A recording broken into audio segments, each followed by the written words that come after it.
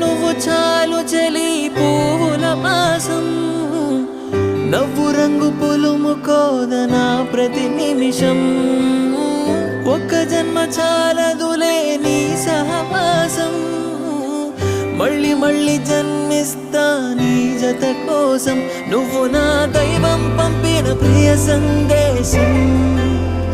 నిండుగా నీలో ఉన్నది నా సంతోషం పాపలా చూసుకుంటా కంటి రెప్పలో దాచుకుంటా